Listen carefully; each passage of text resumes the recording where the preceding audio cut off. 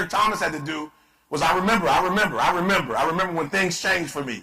I remember the moment. And we're talking about steps. What's the formula for ET? I remember saying to myself that I am a high school dropout because my biological father wasn't in my life. If only my father had been in my life, this wouldn't have happened. If only my mother had not been a 17-year-old kid. She's a kid.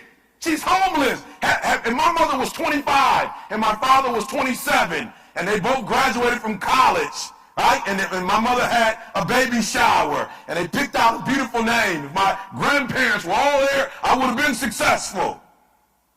Right? That was my thought process. And then I got to a point, I said, Eric, you got to stop, man. You're a victim.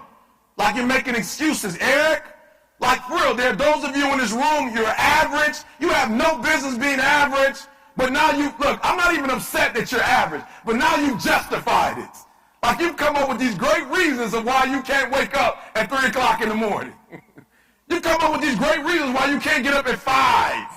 You have these great reasons of why you do everything, why you don't execute, why you don't finish, why you don't follow through, why you'll come to a conference like this, which is a phenomenal conference, and get a whole bunch of information and sit it down somewhere.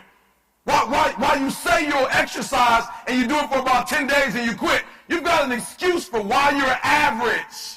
And one day I had to say, Eric, there's a common denominator here. Yes, your father wasn't in your life, but your father doesn't know the police officer.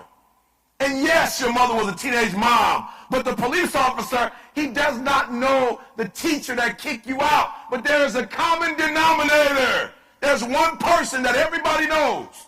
There's one person that your mom knows, that the police officer knows, that the teachers knows, that the shrink knows. There's one person that everybody knows. Who's that person? That's Eric Thomas. And so what you need to do, Eric, is say, just deal with it. You average. And deal with the fact that you're not operating on 120%. And if you can deal with that, Eric, then you can go to the next level.